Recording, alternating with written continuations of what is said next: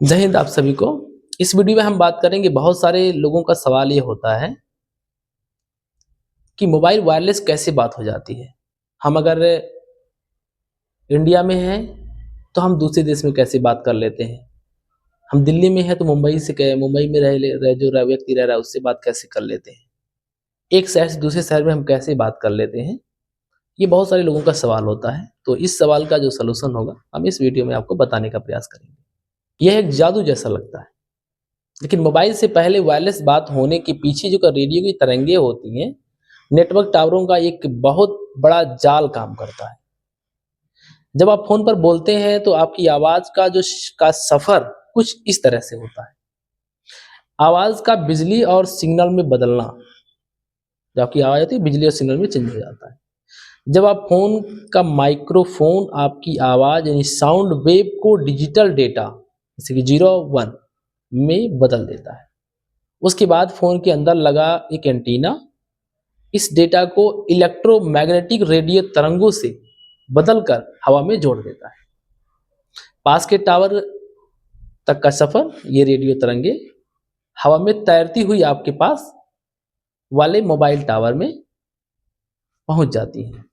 भले ही आप घर के अंदर हो या घर के बाहर हो, तरंगे दीवारों को भी पार करके टावर तक पहुंचने की क्षमता रखती हैं। टावरों का जाल और तारों का कनेक्शन, यहीं पर असली ट्विस्ट आता है। मोबाइल वायरलेस तो होता है, लेकिन हवा में सिग्नल बहुत दूर तक नहीं जा सकते, जैसे दिल्ली से मुंबई तक। टावर उस सिग्नल को पकड़ता है और उसे फाइबर ऑप्टिकल केबल, जमीन के नीचे जो तार बिछे होते हैं उनके जरिए network MSC mobile switching centre तक भेजता है। यानी आपकी जो बात होती है 90% का जो सफर होता है वो जमीन के नीचे जो तार बिछे हैं उसके जरिए होता है। रिसीवर तक पहुंचाना, जब आपका सिग्नल उस व्यक्ति के शहर तक पहुंचता है जिसे आपने कॉल किया है, वहां एक मुख्य सेंटर MSC लगा रहता है। वो पता लगाता है कि वह व्यक्ति अभी किस टावर के पास है। वह सिग्नल उस टावर को भेजा जाता है।